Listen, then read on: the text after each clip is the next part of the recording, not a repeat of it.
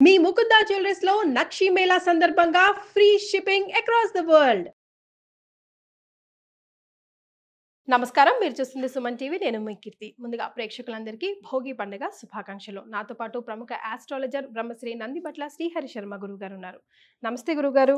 వాగర్థావివ సంపృక్తౌ వాగర్థ ప్రతిపత్తయే జగతః పితరౌ వందే పార్వతీ పరమేశ్వరౌ.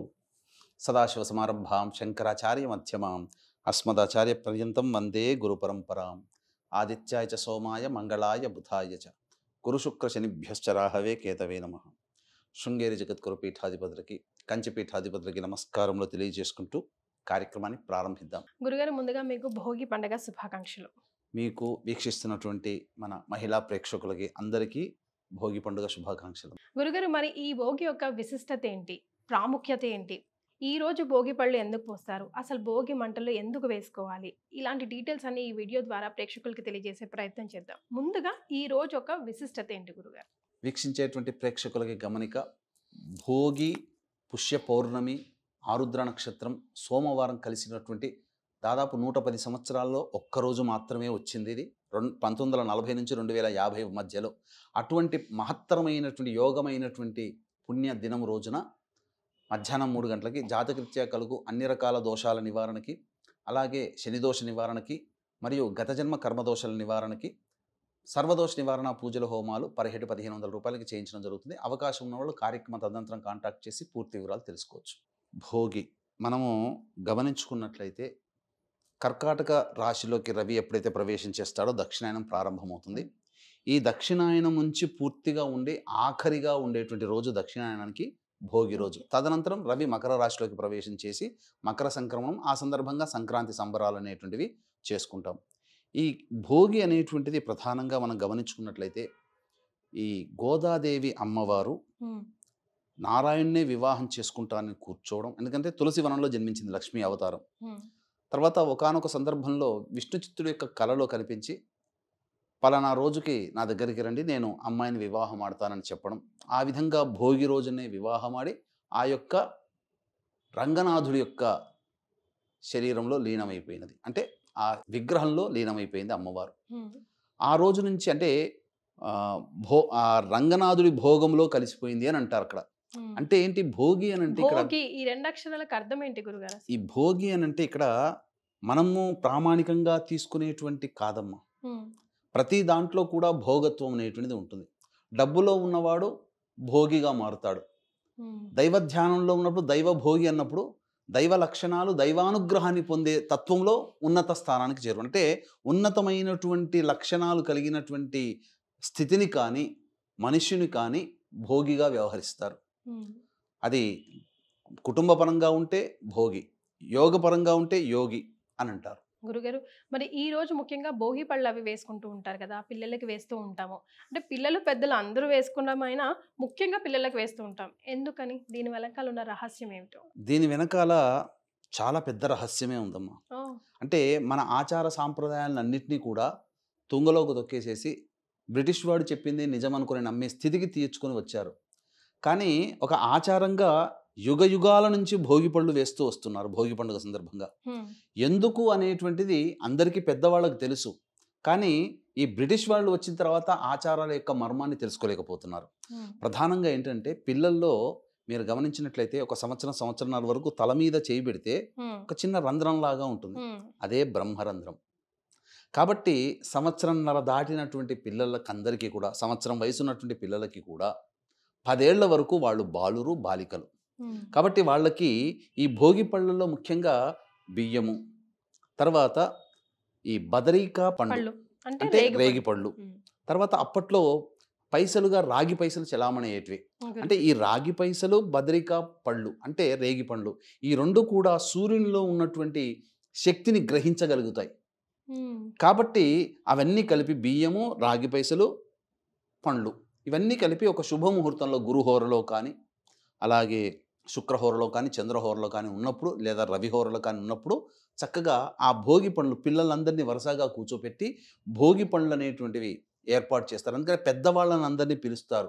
పిలిచి ముందుగా వాళ్ళకి ఈ యొక్క హారతులన్నీ పట్టి దిష్టి తీసి తదనంతరం పెద్దవాళ్ళు చేతికి తగినట్టుగా ఆ ఒక భోగి పండ్ల బుట్టలో వేడుకలాగానే చేస్తారు కదా? వేడుకలాగా అందరినీ చుట్టుపక్కల అందరినీ పిలుస్తారు. పిలుస్తారు. పిలిచి ఆ యొక్క చేతిలో ఎంత పదార్థములు అయితే వస్తాయో రేగిపళ్ళు, బియ్యం. పైసలు, బియ్యం ఈ కలిపిన అన్ని తీసి 3 సార్లు క్లాక్ వైజ్గా మళ్ళీ 3 సార్లు యాంటీ క్లాక్ వైజ్గా తిప్పి పైనుంచి ఒక ధారగా, మరీ పైనుంచి కాదమ్మా, కొద్దిగా ఒక ఫీట్ వరకు ఆ విధంగా ధారగా పోస్తారు. ఇక్కడ బ్రహ్మరంధ్రం దగ్గర ఎప్పుడైతే రేగిపళ్ళు, ఆ పైసలు, బియ్యం పడినాయో ఇక్కడ ఏంటంటే లక్ష్మీ స్వరూపం, లక్ష్మీనారాయణుగా ఆరాధన చేస్తారు. ఎందుకనంటే నారాయణ అంటే సాక్షాత్తు సూర్యభగవానుడే. ఇక్కడ సూర్యునిలో ఉన్నటువంటి శక్తిని అంతా గ్రహించి ఆ బ్రహ్మరంధ్రం గుండా పిల్లల యొక్క శరీరంలోకి ప్రవేశించేది ఆ సూర్యశక్తి. దానివల్ల ఆత్మశక్తి ప్రచోదితమై ఏం జరిగేది, వాళ్ళు జ్ఞానవంతులుగా అయ్యారు.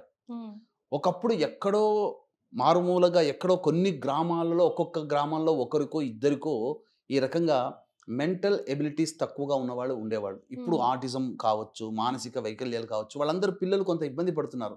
అంటే ఆ కాలంలో లేనటువంటిది ఇప్పుడు ఎందుకు ఉండిందంటే ఈ ఆచారాలన్నీ పాటించకపోవడం వల్లనే, నియమాలని పాటించకపోవడం వల్ల. ఎందుకనంటే మనకు ఆ రేగి పండులో ఏం శక్తి ఉంటుందండి అని అంటారు. కానీ మరి బ్రిటిష్ వాళ్ళు కనుక్కున్నారు విద్యుత్ శక్తి అని అంటారు. స్విచ్ వేస్తే వస్తుంది అని. కానీ కరెంట్ ఎక్కడి నుంచి కనబడుతుంది, మనకు కనబడదు కదా. జనరేటర్లు కనబడుతుంది, ట్రాన్స్ఫార్మర్లు కనబడుతుంది. ట్రాన్స్ఫార్మర్లో ఏమన్నా విద్యుత్ శక్తి ఉంటుందా? అది కంటికి కనబడుతుందా? కానీ అటువంటిదే సూర్యశక్తి కూడా. మనం శక్తిని మనం చూడలేము ఎప్పుడు కూడా, దాని యొక్క అనుభవాన్ని మనం తెలుసుకోగలుగుతాం. ఆ విధంగా చిన్న పిల్లలకి జ్ఞానవంతులు అవ్వడానికి, బుద్ధి శాతము పెరగడానికి ఈ యొక్క భోగి పండ్లు అనేటువంటివి చేస్తారమ్మా. గురుగారు, ముఖ్యంగా ఈ 3 రోజుల్లో భోగి రోజు సూర్యోదయానికి పెనిమిటే లేవాలి, అభ్యంగన స్నానం చేయాలి అంటుంటారు కదా. అస్సలు మేమంటూ పాటించాల్సిన ఫస్ట్ రూల్స్ ఏమున్నాయి గురుగారు? భోగి రోజున మనం గమనించుకున్నట్లయితేనమ్మా, ప్రధానంగా పూర్వకాలంలో ద్వాపర యుగం వరకు కూడా ఒక్కొక్క యుగానికి ఒక్కొక్క దేవత అనుకూలంగా ఉంటుంది. ద్వాపర యుగానికి ఇంద్రుడు దేవతగా ఉండేవాడు. అందుకనే ఈ భోగి సందర్భంగా ఇంద్రుడు అంటే కర్షకులు, రైతు స్వామ్యం కదా మన భారతదేశం, అందరూ ఇంద్రుడిని పూజించేవాళ్ళు. సకాలానికి మేఘాలు వర్షించాలి, సకాలానికి పంటలు చేతికి రావాలి, ఏదన్నా ఇంద్రుని యొక్క అనుగ్రహం. అందుకనే కదా ద్వాపర యుగంలో ఇంద్రుడు ఆగ్రహిస్తే, ఇంద్రుడు ఏంటి మనకు పని కావాల్సింది మన గోవర్ధనగిరి అని చెప్పి గోవర్ధనగిరి పర్వతాన్ని ఎత్తుతాడు ఇంద్రుడు కోపం చేయడం వల్ల. అప్పుడు ఇంద్రుడి గర్వభంగం తగ్గుతుంది. అంటే భోగి రోజున కర్షకుల కోసమే, అనగా వ్యవసాయదారులు ఎక్కువగా జరుపుకునే పండుగ ఇది భోగి సంక్రాంతి. ఇక పొద్దున్నే బ్రహ్మముహూర్త కాలం కల్లా లేవాలమ్మ, నిద్రలేచి కాలకృత్యాదులు తీర్చుకొని చక్కగా ఆ రోజు అభ్యంగన స్నానం అనంటే నల్ల నువ్వులు ఉంటాయి కదమ్మా. పూర్వకాలంలో నల్ల నువ్వుల్ని ముద్దగా చేసుకొని ఆ ముద్దని శరీరానికి అంతా కూడా లేపనం చేసుకునేవాళ్ళు. కాలక్రమేణా అందులోంచి వచ్చిన నూనెని మాత్రం లేపనం చేసుకొని బాగా దట్టించి తర్వాత సూర్యోదయం కంటే ముందే స్నానం ఆచరించేవాళ్ళు. ఇదంతా కూడా చేయాలి.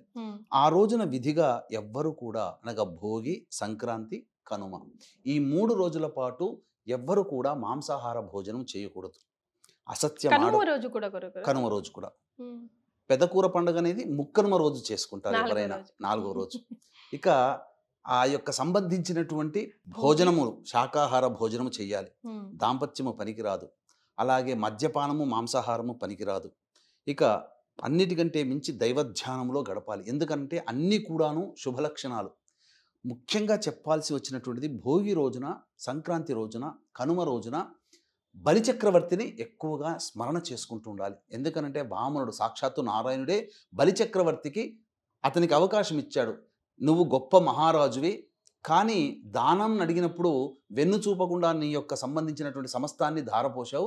కాబట్టి భోగి రోజు, సంక్రాంతి రోజు, కనుమ రోజున పాతాళం నుంచి భూలోకానికి వచ్చి ఈ 3 రోజులు నువ్వు చక్రవర్తిగా ఉండువుగాక అని చెప్పి వరమిస్తాడు.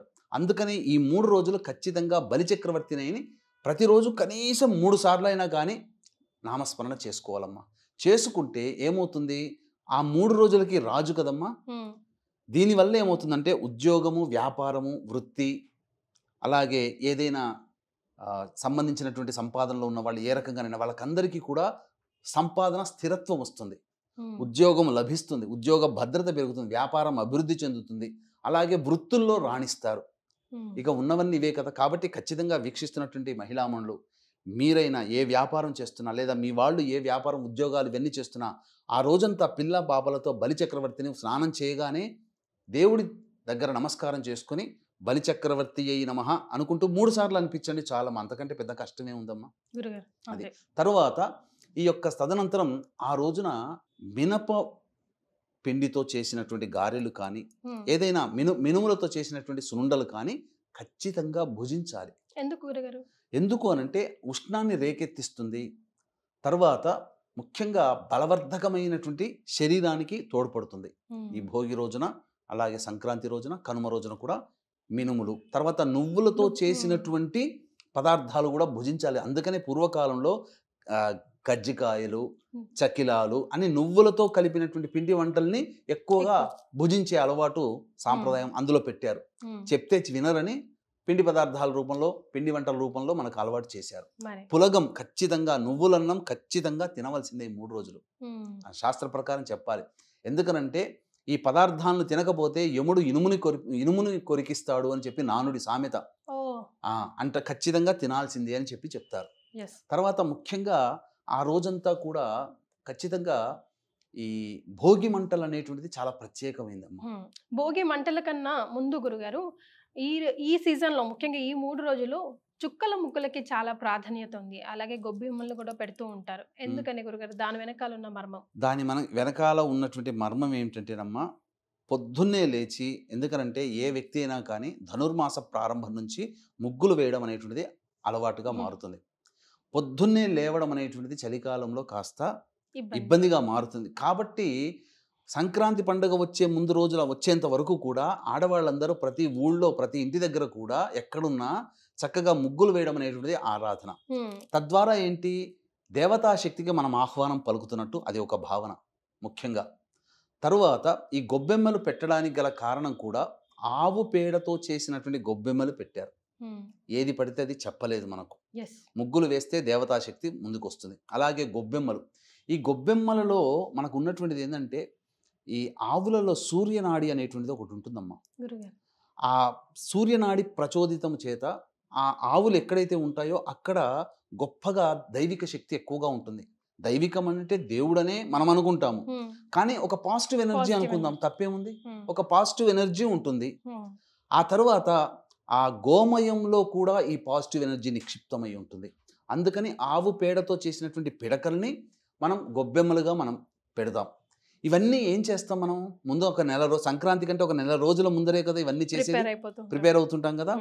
ఆ తర్వాత ఎలాంటిదంటే ఒక ఆనందాన్ని, ఉత్సాహాన్ని కలిగింప చేయడం కోసం ఈ యొక్క ముగ్గులు, రంగవల్లులు చేసుకోవడం. చివరికి సంక్రాంతి వస్తుందనేసరికి ప్రతి ఇంటి ముందర నాదంటే బాగుంది, నాకంటే వాళ్ళు బాగు చేసి నేను బాగు చేసి మంచి ముగ్గు వేయాలి, ఇలా పోటీల మీద ఒక ఆనందకరమైనటువంటి వాతావరణం ఆ ఊళ్ళో కనబడుతుంది. కంటికి ఇంపుగా ఉంటుంది, ఒక సంతోషం వస్తుంది. ఆ వీధులు వాడలు తిరుగుతూ ఉంటుంటే ప్రతి ఇంటి ముందర అనేక రకాల రంగులతో ముగ్గులు కనబడుతూ ఉంటుంటే మన శరీరం ఉత్తేజితం అవుతుంది, ఆనందంగా ఉంటాము, సంతోషంగా ఉంటాము అనే ఉద్దేశ్యం కాబోలు ఈ యొక్క ఆచారం అనేటువంటిది శాస్త్రీయతగా మనకు పెట్టినటువంటిది. ఈ తర్వాత ప్రతిరోజు కూడా మనము ఏం చేస్తాము, గొబ్బెమ్మలు పెడతాం కదమ్మా, అవేమి తీసి పడేయం, ఒక చోట మూలన పెడతాం లేదా ఒక సంచిలో పెడతాం. ఎందుకని, భోగి పండుగ రోజు కోసం వాటిని ప్రిపేర్ చేయడం అన్నమాట. అయితే ఇప్పుడంటే అనవసరమైనటువంటి పదార్థాలు అంటే ఇంట్లో పాడైపోయిన చెత్త వస్తువులని తీసుకొచ్చి ఇంటి ముందర, లేకపోతే ఇంటి ముందర కూడా కాదమ్మా, ఒక ఊళ్ళో 4 కూడళ్ళు ఎక్కడైతే ఉంటాయో ఆ 4 కూడళ్లలో ఉన్నటువంటి ఇంటి వాళ్ళందరూ కలిసి ఒక చోట వేసుకుంటారు, కుప్పగా చేసి భోగి వస్తువులు వేస్తారు. పూర్వకాలంలో ఈ ఆచారం ఉండేది. ఎట్లాంటి ఆచారం అంటే మనం ఆ ఆచారాన్ని మర్చిపోయాం. మన ఊళ్ళో చుట్టుపక్కల పెరుగుతున్నటువంటి పంచపల్లవాలు, ఆ యొక్క సమిధలు, కట్టెలు అంటే ఏంటి, రాగి, మేడి, మర్రి, జువ్వి, మోదుగ, ఈ 5 రకాల వృక్షములను సంబంధించినటువంటి సమిధలు అనగా కట్టెలను పట్టుకొని వచ్చి ఒక గుట్టగా పోస్తారు.